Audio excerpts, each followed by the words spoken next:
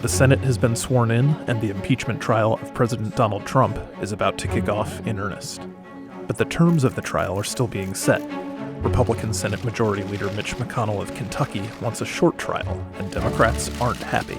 It appears that Leader McConnell decided to go along with the president's desire to cover up his wrongdoing. Hook, line, and sinker. Meanwhile, the president is overseas in Davos, Switzerland. That whole thing is a total hoax, so I'm sure it's going to work out fine. Thank you all very much. The third presidential impeachment trial in American history is underway.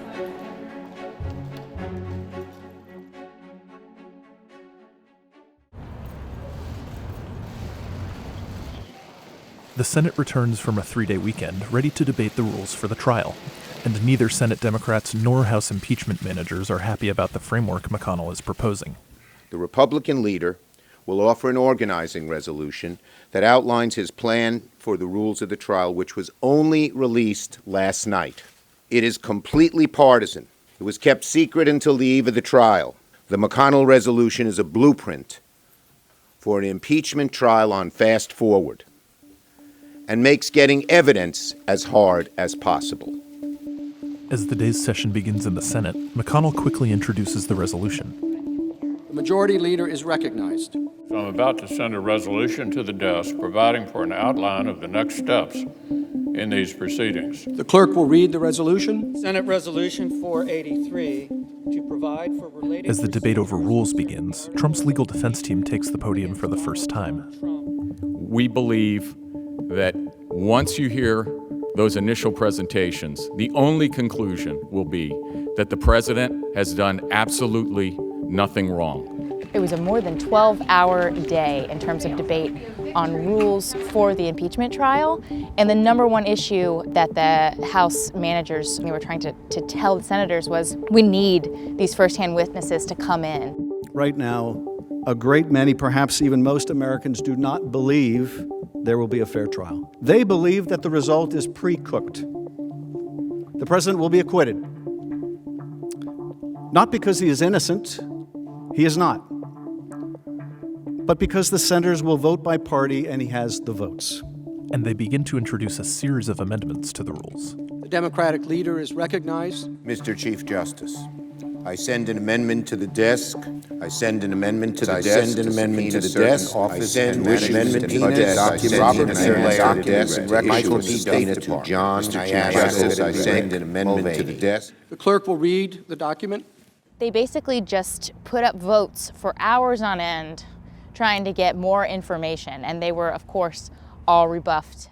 Senator Susan Collins of Maine breaks with fellow Republicans on just one vote on an amendment that would have extended the amount of time each side had to respond to motions. Yeas are 52, the nays are 48. The amendment is tabled. It's getting late. I would ask you respectfully if we could simply start. Maybe tomorrow we can start, and they can make their argument. About the time the clock strikes 9:30 p.m., McConnell asks Schumer if Democrats can speed things up. Since there's a certain similarity to all these amendments, whether he might be willing to enter into a consent agreement to stack these votes. We believe witnesses and documents are extremely important, so there will be a good number of votes. We are willing to do some of those votes tomorrow. There's no reason we have to do them all tonight, but we will not back off on getting votes on all of these amendments, which we regard as extremely significant and important to the country. In the Senate, decorum is normally the rule, but as the night wears on, politeness goes out the window. I see a lot of senators voting for a cover-up, voting to deny witnesses, an absolutely indefensible vote, obviously a treacherous vote. Mr. Cipollone? The only one who should be embarrassed, Mr. Nadler, is you for the way you've addressed this body. This is the United States Senate. I think it is appropriate at this point for me to admonish both the House managers and the President's counsel in equal terms to remember that they are addressing the world's greatest deliberative body One reason it has earned that title is because its members avoid speaking in a manner and using language that is not conducive to civil discourse. The Senate is adjourned. It's day 2 of the impeachment trial, and in a couple of hours we're going to hear the prosecution lay out their case for impeachment. They basically have 24 hours over the next 3 days to try to articulate their case to the Senate. We are here today in this hallowed chamber, undertaking this solemn action for only the 3rd time in history because Donald J. Trump, the 45th President of the United States, has acted precisely as Hamilton and his contemporaries feared. No senators will be able to speak or push back. The rules of impeachment are no phones, no electronics in the chamber. Basically, no one's going to be able to say anything. But Republicans signal that Congressman Jerry Nadler's comments the previous night may not have been helpful to Democrats' case. You know, I mean, when you had Representative Nadler up there saying that it would be treacherous for senators to vote against their amendments, this was like at 12:30 at night, that it would be a vote against the United States, that, of course, brought an admonishment from the Chief Justice of the United States, and rightly so. We actually were talking to a bunch of senators coming to the trial around lunchtime, and we heard from both, not just Republicans who said that was totally out of line, but a number of Democrats who sort of sent a signal to the House managers that they need to cool it on that sort of language. There's sort of a sense that sort of rhetoric could alienate even more so moderate Republicans. Democrats lay out the basic facts of their case.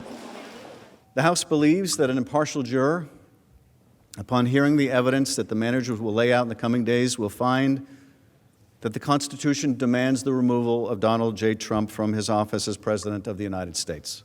The July 25th call warrants our close scrutiny. It presents significant and shocking evidence of President Trump's corrupt intent. President Trump directed the delegation to talk to Giuliani. President Trump directed that a hold be placed on the DoD security assistance as well. Thank you. After a second-long day in the Senate, Democrats have just 2 more days to make their case for removing Trump from office.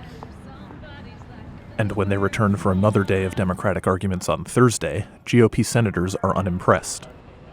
I am ready to hear from the president's defense. There's a lot of discussion of do we need witnesses or not. This is a very serious issue, the serious thing for the country. And it is a sad day in our nation when, in fact, our Democratic House managers are simply telling the same story over and over again with actual no basis in fact. President Trump's defenders seem to zero in on a strategy, insisting Democrats have made a discussion of former Vice President Joe Biden's son Hunter a critical part of the trial. I don't know anything about the Biden connection to the Ukraine, so when the managers tell me this has been looked at and debunked, by who? And I will just say that for my part, if we're going to call witnesses, I think it's now clear we absolutely must call Hunter Biden, and we probably need to call Joe Biden. Adam Schiff, the Democrats' lead impeachment manager, saves his most impassioned argument for his closing speech. No Constitution can protect us. Right doesn't matter anymore. And you know you can't trust this president to do what's right for this country. You can trust he will do what's right for Donald Trump. If you find him guilty, you must find that he should be removed, because right matters and the truth matters. Otherwise, we are lost. As Democrats prepare for their final day of arguments for removing the president, Trump is just blocks away on the National Mall, where thousands of anti-abortion protesters are gathered at the March for Life.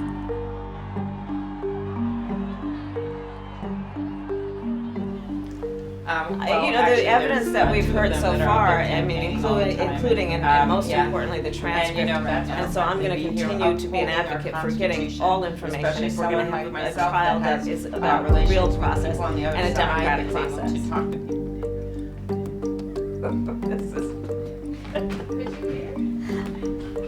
was kind of a lot of sounds. People will decide, but I think he's So it's Friday, and it's the last day of the House Democrats' presentation of their case against the president. today they are talking about their charge of obstruction of Congress, which is the second article of impeachment against Trump. The managers for the House of Representatives have 7 hours and 53 minutes remaining to make the presentation of their case. The Senate will now hear you. Now let me take a moment to address another defense I expect you will hear. That the aid was released and the investigations were never announced, so therefore, no harm, no foul, right? Well, this defense would be laughable if this issue wasn't so serious. President Trump's orders, in fact, prevented the House from obtaining key witness testimony from at least 12 current or former government officials. This is the first time we've ever seen a White House refuse to give over any information, and that's why this is sort of significant and unique. But Republicans are going to argue, Trump's legal team starting tomorrow, that this sort of charge of obstruction of Congress is premature. They're going to say that Democrats should have gone to the courts to litigate this. President Trump engaged in a brazen effort to publicly attack and intimidate the dedicated public servants who came forward to testify. This is a determination by President Trump that he wants to be all-powerful. He does not have to respect the Congress. He does not have to respect the representatives of the people. Only his will goes. He is a dictator. Lead impeachment manager Adam Schiff takes the microphone to conclude Democrats' presentation. This is no parking ticket we are contesting, no shoplifting case we are prosecuting. It is a matter of high crimes and misdemeanors.